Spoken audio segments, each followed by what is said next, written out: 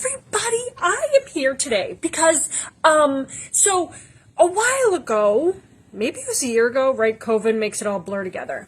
I worked with a little boy. He was 3-ish, and he was just diagnosed with autism, and I was helping him, and I have like a report of like 50 or so strategies to help.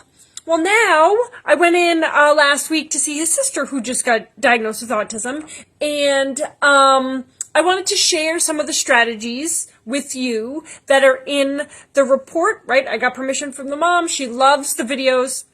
So I think it's really important to let everybody know what sort of strategies, at least I'm using, right? If you want the report for her brother, I made it anonymous. I took all identifying information out, and just email me or DM me or PM me, or I don't know, send carrier pigeons, and I will email it to you.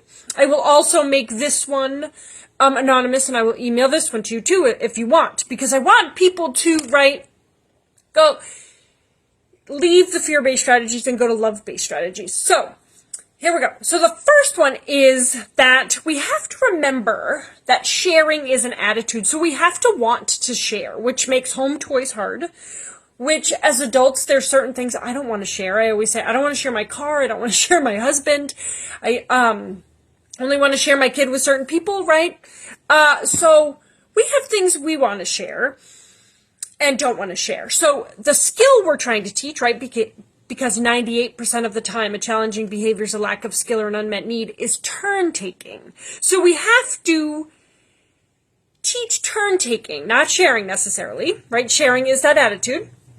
And the hardest part, I think, of turn-taking is when kids aren't holding it, right? Like they have the Sharpie, but then they put it down. In their head, they're still using it. They're just going to go get a piece of paper to come back, and someone takes the Sharpie, and they're like, and they fall apart. And I'm like, and it happened when I first got there in this observation. I said, oh, you know what the hard part is?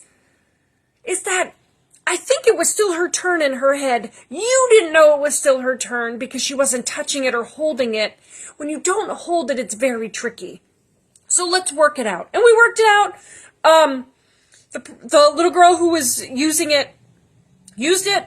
And then, right, and I said, when her turn's done and she puts it down and I ask if she's done, I'll make sure you get a turn, right? And that's the adult's responsibility because they're both little kids. And right, and when she put it down, I said, are you finished? She said, yes. I went to get the other child, and of course the other child didn't care anymore.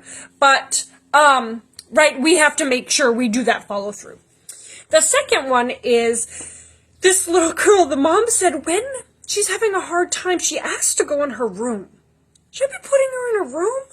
And I said, well, it's not a punishment, right? She just wants to go in her room because it's probably loud and overwhelming, and she just wants to be by herself. The autistic kids I have worked with have a really strong internal world, so they're very happy by themselves, and they like to be by themselves.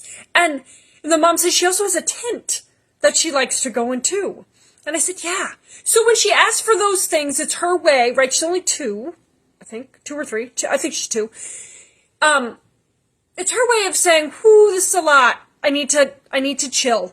So at one point she said that, and the mom said, hey, we're gonna fill the water table. Do you want to do that instead of your room? Because everybody's outside. It was a beautiful day.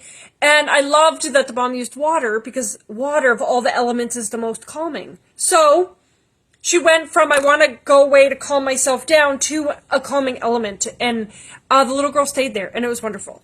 So let's make sure that we let kids have that time. We also were helping her with dyad play, which is 2 people. So it's usually an adult and her teaching, turn-taking, and play and language skills and all the things that you're teaching kids. It's usually helpful with 2 people, an adult and a child, and then we start to back off, and then we scaffold the play between 2 children. Know that triad play is the hardest. Triad play is 3 kids, And usually the one that has the harder time socially is the one that gets left out. So we try not to start with triad play. Another one, now that I'm doing this, it's already 5 minutes long. I think I'm going to do it in 2 different videos. So people aren't like, oh, it's so long. So I'm going to do this last one, and then I will do part 2. So the last one for part 1 is that this little girl screams. And I said, okay, we have to chase the why. Why does she scream?